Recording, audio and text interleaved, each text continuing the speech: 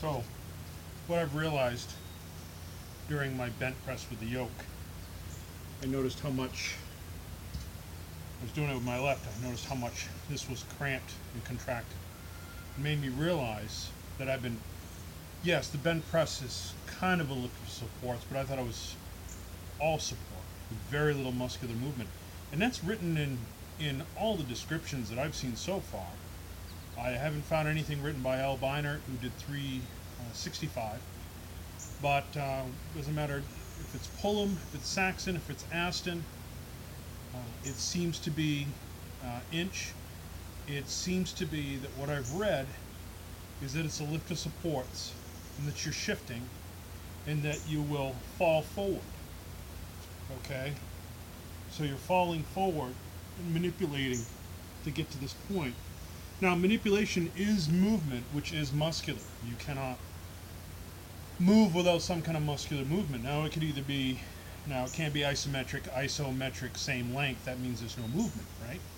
So it can either be a concentric, which is a lifting, a shortening of muscle tissue, or an eccentric, which is a lengthening of muscle tissue, otherwise known as the negative, and the concentric is sometimes called a positive.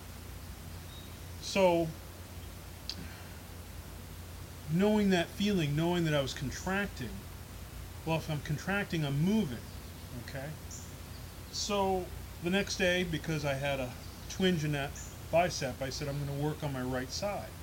And I was able to test out this theory. So basically, like I said in the video when I did work the right side, I'm just saying that the bent press is a horizontal side bend. I mean, side bend. If I want this to move, we have to think. It's a unilateral movement. It's on this side of the body. If I want this to move, I'm going to have to move the back side of my body, right? Just like if I want this to move, I'm going to get the front side of my body. I'm counteracting. Okay? So, it's no different. Just pretend one side is the front, one side is the back. It's like a cantilever system. So, if I want a side bend, I'm going to relax this, allow this to collapse, allow that to stretch, and then I'm going to contract to cause that movement. It's no different if I'm doing a side bend with the barbell at my shoulder or the weight at my shoulder, which kind of looks like a bent press. So now I'm just going to contract with this, and it's making it much more manageable. You're in much more control because you're not falling with the weight. So the balance issue is amazing, because if I just fall, if I just let the weight push me down, I'm just going over and over and over.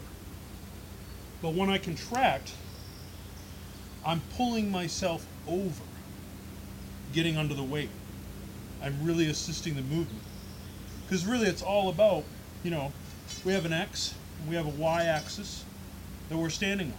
We don't know it, but we are. We're trying to maintain center there, so that whatever I do vertically, which would be the Z axis, it really doesn't matter how tall or short I am in relation to this, as long as I keep the X and Y axis centered. I'm going to have a much easier time getting the weight where I want it to be with my body before I stand up to it. So when I contract, it's also going to be not just hip flex, lats and obliques on that side, but I believe the hip flexor action is going to come in as well. I think it's primed by already having this leg bent, so that now all I have to do is just contract and shorten, and it's moving me right over. I used to have to think about shoving my hips over, and it's just like weightlifting. Weightlifting, you watch weightlifting, you're like, oh, they're doing this and this with their hips and their shoulders. They're not. You're watching the result of muscular movement. There's a certain movement they're intending. You're seeing the output of that, or the result of that. So you'll see, like an argument in weightlifting is about whether or not you come up onto your heels when you finish the snap on a snatch or a clean. Depends on you. As long as you're doing the movement right, as long as you're coming in.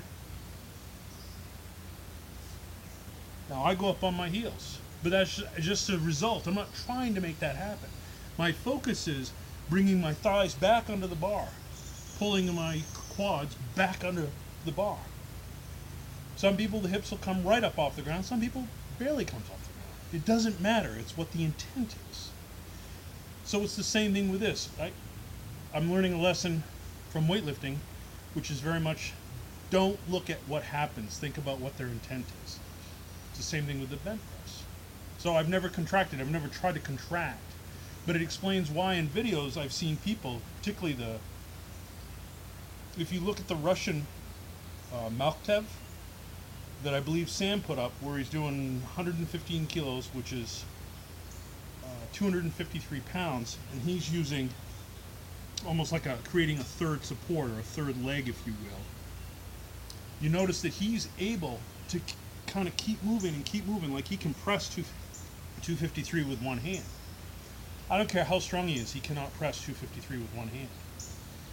But I noticed when I'm actively using this side, the non-lifting side, to contract, I'm noticing that movement is just happening. There's a lot more movement because I'm actively moving into it. Moving the hips over, the arm starts coming up, and it starts extending. And so it looks like my press is much stronger. It's flowing better into the lockout position, but it has nothing to do with my press strength. It's the fact that my intent is better, and therefore my movement is better. And that's what I'm working on right now. I think it's the final piece that I've needed. I've been able to get 165 just by falling away and barely maintaining balance and getting under the weight. And I couldn't imagine putting another pound. And it's been a couple of years, I think. Now, doing 180 with yoke, unintentionally doing this proper technique of contracting this side, I think came from the fact that by using the yoke, it really made me stabilize and work hard. You know, it really made me dig in and use to get solid. So hip flexor, lat oblique, and look what it does. Okay, how could I not feel that? So by fooling around and using the yoke, it showed me what my intent needed to be to continue. So there you go. I hope it's clear. I hope it makes sense. If you got any questions, let me know. I'm really excited about it. I feel really good about it. I feel like my bent press is really going to take off, which for someone with very weak shoulders, I couldn't be happier. Praise the Lord. Take care, everyone.